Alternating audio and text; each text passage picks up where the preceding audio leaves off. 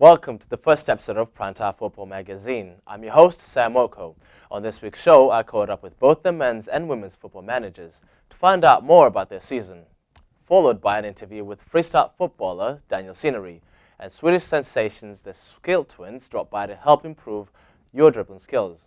All this and much more, so don't touch your telly.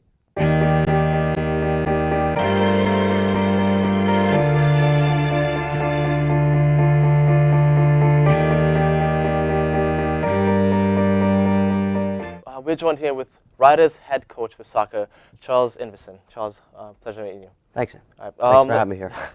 Let's talk about the new season. Obviously, we're a couple of games in. What did the last season? How did you prepare for this new season compared to last season? This year is a completely different year because we have one senior, two juniors, and of the two juniors, one of them is a transfer. Mm-hmm. So our team is predominantly freshmen and sophomores, and so our preparation isn't all that much different. It's just the fact that we're just adjusting to so many new faces. Mm-hmm. Probably I would estimate about 14 new faces of the 24 guys on the team. So I mean that in itself. Takes a lot of preparation, a lot of adjusting, for the guys to get used to each other. But so far, it's worked out pretty well. Considering we started August 16th, it seems like we've been together for 3 years already. But so far, things have gone fairly well. With the new players adjusting to each other. What kind of philosophy do you kind of sort of use to bring the team together and build teamwork and enforce that? I mean, our philosophy of playing is we want to keep possession of the ball. Mm-hmm. We want to be looking to go forward without trying to squeeze soccer into places where it shouldn't be played. We're not trying to force balls. We don't want our defenders playing balls out of the back if there's nothing to play it through no one to play it through in the midfield. But our philosophy of playing is to try to keep possession of the ball with the intention of getting behind them and scoring. There's possession without scoring. A lot of times teams just play possession and they're not getting behind. We're trying to really emphasize getting that last pass in, getting behind the defense. And I think probably the biggest difference between this year and previous years is we have some quick guys up front that can get behind defenders, mm-hmm. and that has made a big difference. And then when we lose possession, our idea is to try to make a quick transition, both mentally and physically, mm-hmm. to defense to try to get the ball back. You mentioned that. That's one thing I noticed. I was at the game before the last. You played against LIU Brooklyn, I believe, right. And you guys won 2-1. And that's one of the biggest things that I noticed is how quick and how disciplined your players were compared to last year. You have I looked up online, you have about 11 new freshmen. Yeah.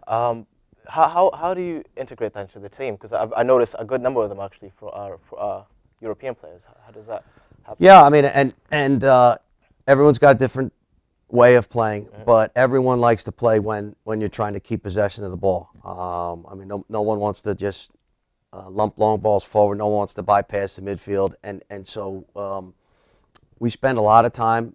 We spent a lot of time playing. We spent a lot of time trying to get our guys to play under pressure. Mm-hmm. So we might play a 9 versus 9, 11 versus 11 on a half field, or sometimes even smaller, with the idea that every time the player gets a ball in training, that he's under pressure, so that when it happens to him in a game, it doesn't faze them as much. Okay. So I think we have guys that are good at better at holding the ball in tight space, and trying to integrate the guys in. I mean, there's no magic formula for that other than time, and the more that we play in training together as a unit, the better we become adjusted to that. Due to the different cultures that you have in there, what's the biggest difference have you noticed in the locker room in terms of like music, or are there any Justin Bieber I hate the fans? music they play in the locker room, and they hate my music. And we have we had a little contest at the beginning of the year that each player was able to present one song that they wanted for the pregame warm-up. And I said that I've suffered through 2 years of bad music, not only here at Ryder, but on the road. So I said that I wanted 7 songs, and for each song, for each game that we won, they can take away one of my songs. So mine is now. I think the culture of music isn't all that much different, and the culture with the European players we have is there's 4 of them.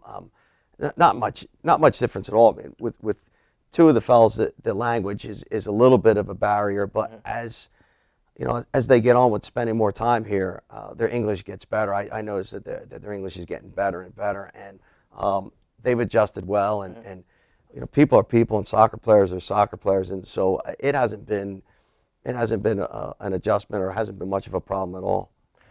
Speaking of soccer players, one of your top scorers right now is Christian Flapp. He's from Germany, and he has 11 goals, leading the MWAC. 11 points.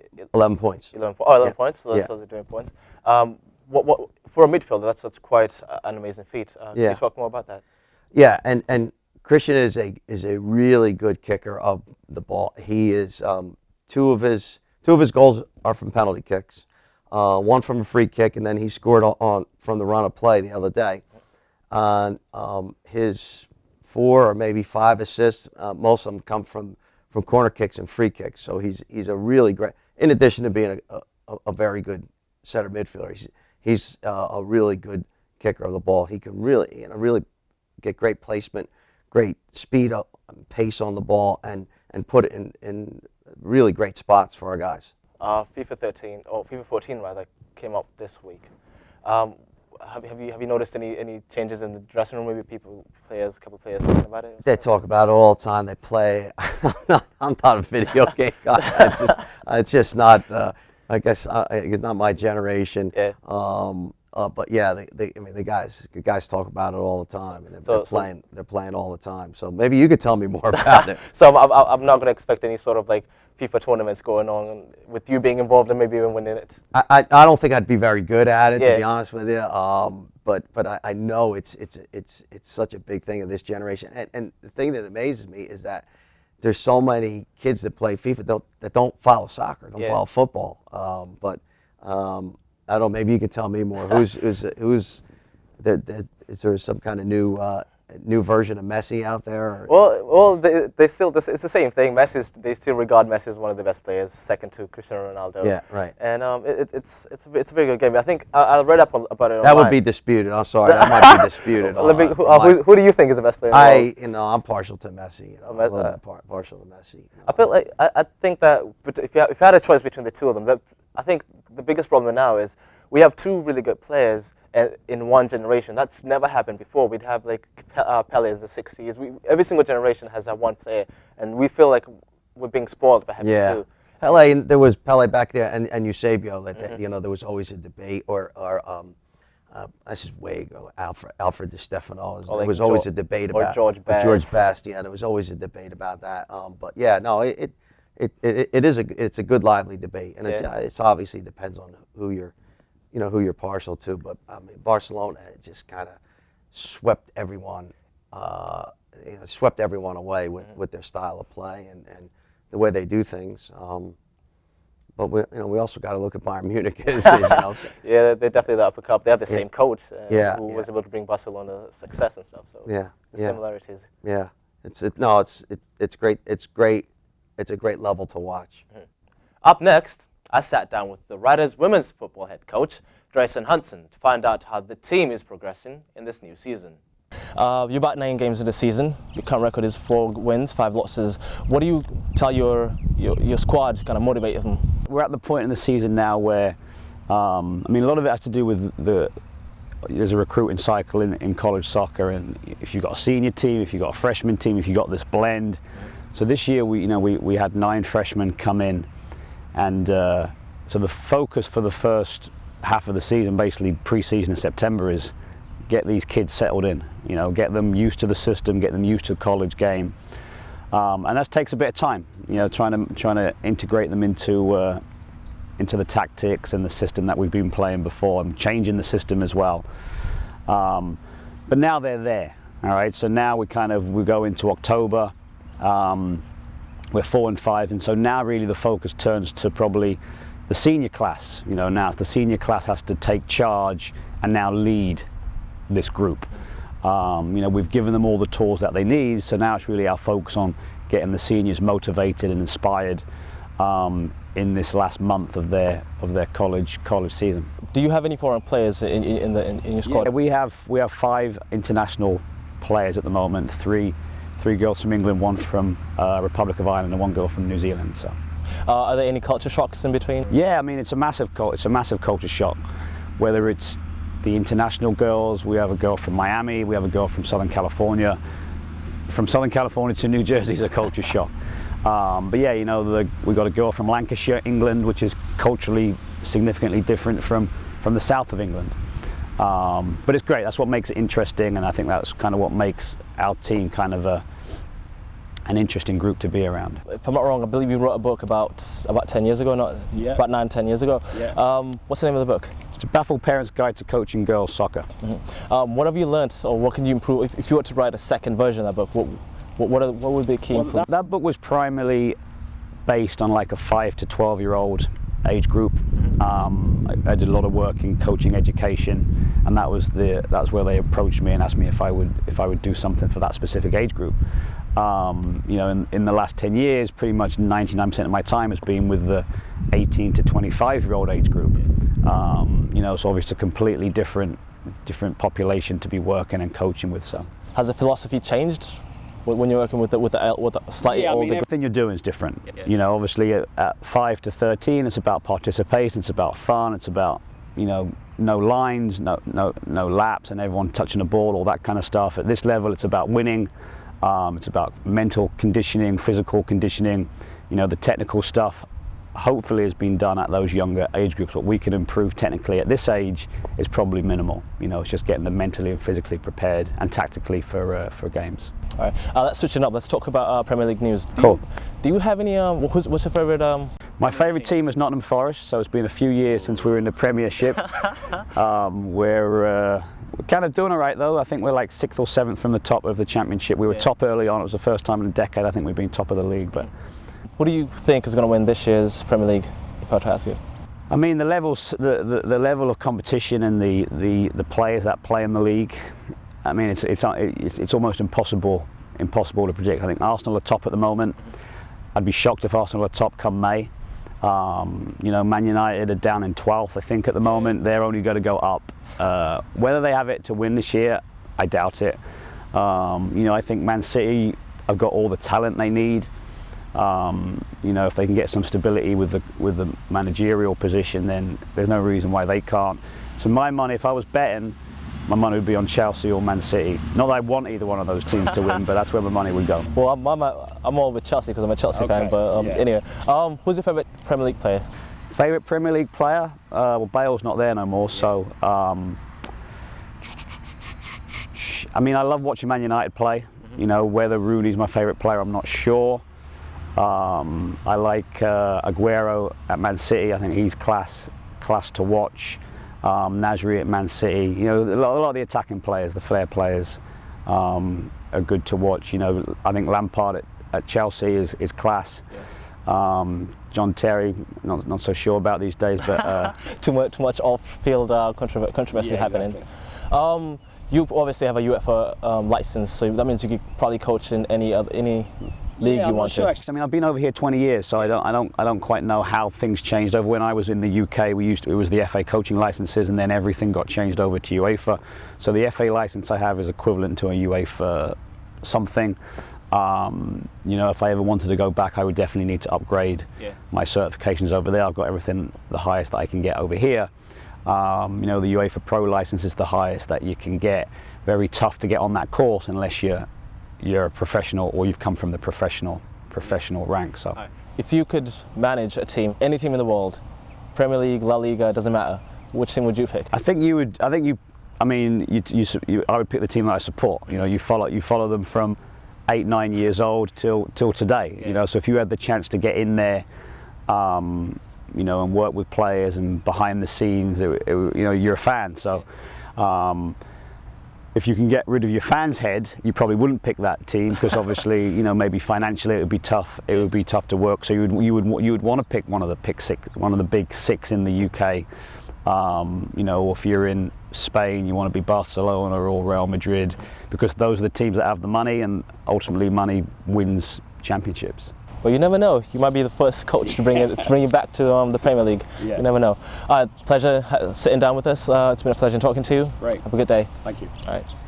In the next segment, I reached out to amateur football freestylers from all over the globe, eager to show off their skills.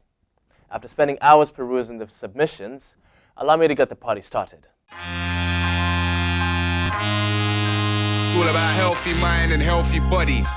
It's the way I'm doing it this year. Yeah. Workout time.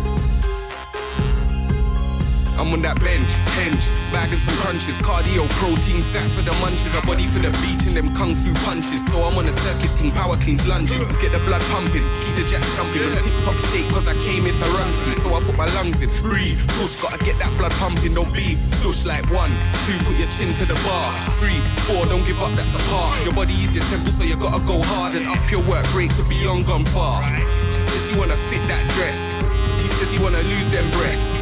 There's only one thing for it then, get with the big workout plan and get blessed. Press up, sit ups, try dips, pull ups, chin up like it. Feel the burn, ride it, you get used to mash. Run it, bro, it's cyclist, energy's alive. Listen, you be looking fly quick. Straight up, I'm going for the pack look.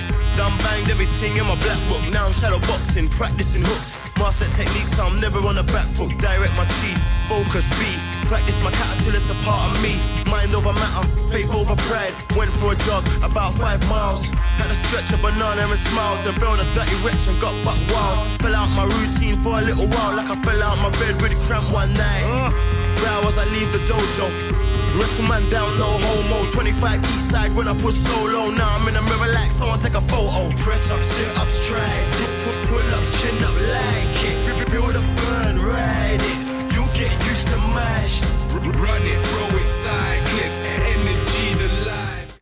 Coming up next, I sat down with Portuguese native Alex Valerio to catch up on all the Ballon d'Or action. So Alex, what do you think about this year's Ballon d'Or? I think it's already decided. I mean, I guess all of us can agree, no matter who we vote for, we know who the winner is going to be due to Ronaldo's spectacular performance with 66 goals so far this year, still with, I think, 8 or 7 La Liga games left, so we'll see how far he can get. But Messi's injuries definitely aren't helping him. Do you think, are there any other names from the list of players that are in it that you would think would upset Ronaldo this year? Not necessarily upset, but there's a couple names that I don't agree with being on the list. Like who? Bale and Neymar. They aren't developed enough. They haven't had enough playing time with the new clubs, and they haven't done a significant amount of work to be on that list yet. While other players such as Robin, Van Persie, and amongst other EPL players. So yeah. The one thing I agree with you, Neymar shouldn't really be on the list, but I think Gareth Bale earned it a little bit because of what he did in the Premier League last year, kind of steering Tottenham into top 4 and stuff like that. Yeah, so that was pretty good. That's definitely agreeable. Yep. All right. Any clear favorites? Clear favorites? Not sort of favorites, but the person that should win, I guess, is more favorites. We obviously know how FIFA likes to go after Messi because he's a good boy, and Ronaldo should take it this year. If not, even I think was it Iniesta said that he would laugh if Messi won it because he knows who the actual winner should be this year. But we'll see. Anything can happen. Well, we'll certainly have to tune in to find out. Yep, we will. Okay. Some choice opinions there from Alex. Up next, I caught up with professional freestyle footballer Daniel Sinery to find out what 2013 had in store for him and what his New Year's resolutions for 2014 are. Yo, what's good, everybody? My name's Daniel Sinery. I'm a football freestyler, a music producer. This is a little interview for Sam for the magazine. So yeah, let's get right into it. Okay, I've been doing freestyle football for about 5.5 years. I just started in my back garden, pretty much. I live in Dublin in Ireland. And from there it's taken off, and I've been able to travel all over the world, competing at different competitions, international level, doing showcases, performing at different events, all that kind of stuff. So yeah, one of the questions Sam asked me is, what's my favorite venue I ever performed at? I would have to say it was for the Red Bull Street Style competition in 2012. We did the whole competition inside of like an old Colosseum in Italy. That was ridiculous. It was a lot of fun, and it was like you felt like Gladiator or something, like walking out onto the stage, because it was just surrounded by like this old Colosseum from hundreds of years ago. So I think that definitely stands out. I mean, then I've performed at stadiums like the Aviva Stadium in Dublin with like 50,000 capacity. So yeah, I've been able to perform at some really cool places before. So that's a blessing for sure. My highlight of my freestyle career was definitely when I came second at Red Bull Street Style in 2012. That was the world finals. So, and more recently, I won a competition in Belgium. This one over here, Electrobel Street Heroes. I won the freestyle battle. So I was really happy with that. Those are two that definitely stand out to me. Favorite country I visited was probably Japan for this year's Red Bull Street Style World Final, because I'm just kind of infatuated with the culture over there, and like it was so cool to see Tokyo. I mean, I'm only 22 and I've just been able to see all these places, so I'm really happy every day. I wake up just happy because I know like that hard work pays off. You can make anything happen as long as you put your focus into it and you have a vision to where you're going to succeed.